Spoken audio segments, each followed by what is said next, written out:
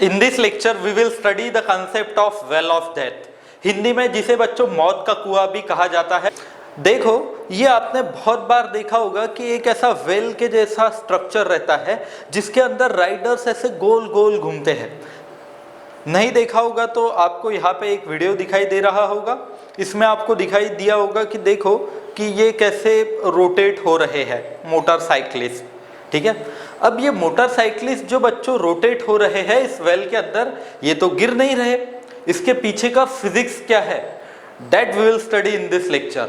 And अब मुझे बताओ कि बहुत स्लो वो गाड़ी चला सकता है क्या? नहीं चला सकता। अगर वो बहुत स्लो गाड़ी चलाएगा तो नीचे गिर सकता है। तो what will be the minimum speed, की इतनी कम से कम इतनी स्पीड तो होनी चाहिए कि वो गोल घूमे, ठीक है। सो देखो बच्चों, मैंने यहाँ पे एक वेल ड्रॉ करके दी है आपको, ठीक है, of radius r and one vehicle is performing circular motion in this rotor, ठीक है, इन दिस वेल। ये गाड़ी ऐसे गोल घूम रही है, ठीक है। अब इफ अगर मैं इस गाड़ी की एफबीडी बनाऊं और इसके ऊपर जो फोर्सेस अप्लाई हो रहे हैं वो अगर मैं चेक करूं बच्चों, तो फोर्सेस कौन से होंगे? देखो, first one is weight, weight नीचे एक्ट करेगा mg, वेट सबसे पहले फोर्स आपको बताना है, वेट नीचे एक्ट करेगा गाड़ी के ऊपर। दूसरा friction which is acting upwards, upward act करेगा। एंड गाड़ी कैसी है पता है ना, ये ऐसे ट्रेवल कर रही है। ऐसी जो गाड़ी थी, ये देखो, ये जो गाड़ी ऐसे थी, ठीक है, ये ऐसे जो थी, ये अब ऐसे गोल गोल घूमेगी, ऐसे ऐसे, ठीक है, ऐसे ऐसे।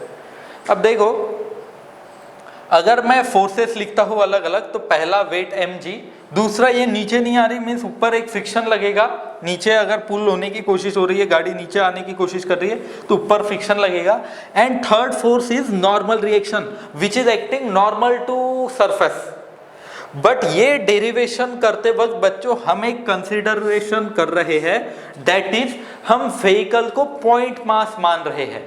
Weather it is two wheeler और four wheeler, we are considering it as point object. ये एक पॉइंट ऑब्जेक्ट है एंड पॉइंट के लिए ये सारे कंसेप्ट हम अप्लाई करेंगे। So first one is normal reaction, ठीक है, जो किस तरफ लग रही है? नॉर्मल रिएक्शन सेंटर की तरफ। ये जो सर्कल होगा, इस सर्कल के सेंटर की तरफ बच्चों नॉर्मल रिएक्शन एक्ट हो रही है। वेट डाउनवर्ड्स एक्ट हो रहा है एंड फ्रिक्शन अपवर्ड एक्ट हो रहा है। मुझे बताओ, ये जो नॉर्मल रिएक्शन है, ये नॉर्मल रिएक्शन क्या करेगी बच्चों? Normal reaction will provide centripetal force required for circular motion. Normal reaction क्या करेगी बच्चों? सेंट्रीपिटल फोर्स प्रोवाइड करेगी। सो मैं ऐसा लिख सकता हूं कि सेंट्रीपिटल फोर्स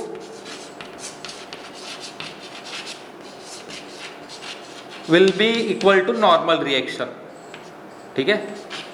ये सेंट्रीपिटल फोर्स के लिए फॉर्मूला बताओ हमें, it is equal to mv² by r, ठीक है।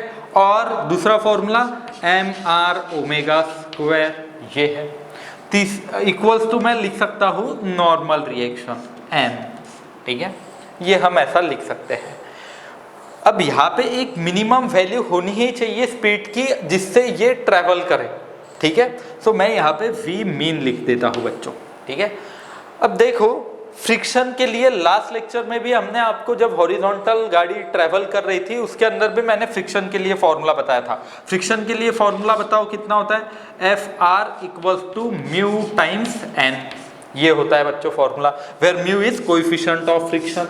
ये ऐसा लिख सकते हैं हम।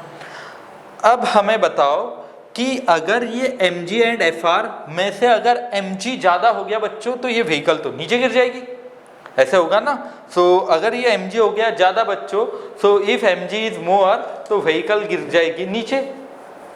सो I can write this friction force as less than और इक्वल टू म्यू एन, ठीक है, लेस देन और इक्वल टू म्यू एन लिख सकते हैं। अब देखो, फ्रिक्शन फोर्स को जो बैलेंस कर रहा है इट इज mg, ठीक है, and it can be written as mu times normal reaction. बताओ कितनी है बच्चों? mv² by r। सो क्या बच्चों इसमें से कुछ कैंसिल होता हुआ दिखाई दे रहा है आपको? Get cancelled. So I can write this equation as, देखो क्या मैं ऐसे लिख सकता हूँ, rg by mu equal to v², और मैं यहाँ पे लेस देन और इक्वल टू लिख सकता हूँ, ठीक है। ये मैं ऐसा यहाँ पे साइन लिख सकता हो। So v can be written as v should be always, ये इसे ऐसे लिख सकता हूं मैं, ग्रेटर देन और equal to under root R G by mu. ठीक है, ये ऐसे लिख सकते हैं हम। मीन्स v की कम से कम जो वैल्यू है बच्चों, v minimum should be equal to under root R G by mu. ये हमने निकाल लिया डेरिवेशन फॉर मिनिमम स्पीड। कैसे निकालना है मैं सिंपल तरीका बता देता हूँ, क्विकली बता देता हूँ। पहले आपको फोर्सेस देखने हैं, वेट नीचे, फ्रिक्शन ऊपर, normal reaction normal to surface center की तरफ। Normal reaction provide centripetal force, therefore mr omega square equal to mv square by r equal to normal reaction. दूसरा फ्रिक्शन एंड वेट, उसके लिए हम फ्रिक्शन के लिए फॉर्मूला लिख सकते हैं fr इज लेस देन और इक्वल टू म्यू n।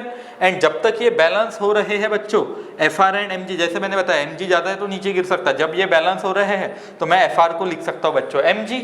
ठीक है, सो mm गेट कैंसल्ड, अगर मैं वैल्यूज पुट करता हूं तो v square should be greater than और equal to r ji by mu. v minimum निकल के आता है बच्चों under root R G by mu. Means इतनी स्पीड कम से कम होनी ही चाहिए। ठीक है, इससे ज्यादा हो तो चलेगा, इससे कम स्पीड नहीं चल सकती बच्चों। ठीक है, so this is the minimum speed required for circular motion. अगर वो गाड़ी वाले ने इससे कम स्पीड कर ली, नीचे गिर जाएगा डेथ वेल के अंदर। याद रहेगा ये कंसेप्ट। अब देखो इसमें कुछ खास पॉइंट्स है, खास पॉइंट मैं बताता हूँ। फर्स्ट वन इज, अगर समझो आपने ये कभी देखा होगा मौत का कुआं, तो इसमें जो बाइक राइडर है बच्चों वो 90 डिग्री पे नहीं रहता है। क्यों नहीं रहता? क्योंकि वहां पे जो मास होता है it is not point mass. अभी जो हमने डेरिवेशन ये जो किया है, ये डेरिवेशन हमने क्या सोच के किया है बच्चों बताओ? पॉइंट मास मान के चले हैं हम कि ये एक पॉइंट मास है एंड पॉइंट मास के लिए ऐसे होगा। अगर समझो टू व्हीलर है तो two wheeler it is not point mass, तो टॉर्क लगेगा, टॉर्क की वजह से थोड़े चेंजेस आएंगे, उन्हें कॉम्पनसेट करने के लिए टिल्ट भी करना पड़ता है बाइक राइडर को।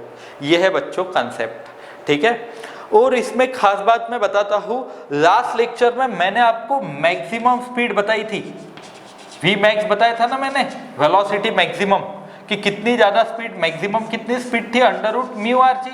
ज्यादा से ज्यादा हम इतनी स्पीड से बच्चों ट्रैवल कर सकते थे हॉरिजॉन्टल रोड पे, इससे ज्यादा नहीं ट्रैवल कर सकते थे। एंड उस वक्त इंक्लिनेशन बताओ कितना था रोड का?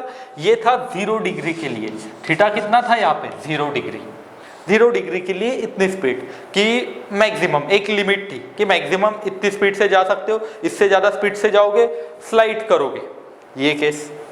And theta equals to 90 degree, क्योंकि यहाँ पे जो इंक्लिनेशन है, जो हमारा प्लेन है जिसके ऊपर गाड़ी ट्रेवल कर रही है, पहले 0 था अब 90 है, तो दिस केस के लिए थीटा इक्वल्स टू 90 डिग्री। अब देखो बच्चों यहाँ पे आता है खास कंसेप्ट। जब हम बैंक रोड देखते हैं एट सम एंगल, पहला 0 वाला, 0 के लिए मैक्सिमम स्पीड, 90 के लिए मिनिमम स्पीड, कम से कम इतनी चाहिए ही। अगर थीटा कुछ है तो एक रेंज रहेगी बच्चों, अगर समझो समथिंग एंगल है तो उसके लिए एक रेंज रहेगी मिनिमम एंड मैक्सिमम, उसके बीच में ही हमें गाड़ी चलानी पड़ेगी उतने स्पीड से। ज्यादा स्पीड है तो बाहर जा सकते, कम स्पीड है तो नीचे गिर सकते। ये कब होगा? अगर समझो ऐसा कुछ इंक्लिनेशन थीटा है तो। If theta is between 0 and 90 तो बच्चों ऐसे होगा, हमारी भी एक रेंज होगी, v should be between v max and v मिन। ठीक है, v मैक्स एंड v मिन के बीच में ये स्पीड होनी चाहिए, तब जाके अपना मोशन सही होगा।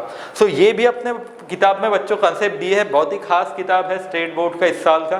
नहीं तो पिछले साल एक ही कंडीशन दी थी एंड उस पे ही बच्चे वही रट के जाते थे, बट इस साल सभी कंडीशंस दी है, तो ये दोनों कंडीशंस भी बच्चों मैं आपको पढ़ाऊंगा नेक्स्ट लेक्चर में। तब तक के लिए इस डेरिवेशन को अच्छे से समझो एंड कंसेप्ट्स को इन अप्लाई करो। एक न्यूमेरिकल भी दिया है बोर्ड की किताब में, अप्लाई करो ये कंसेप्ट्स को। ठीक है।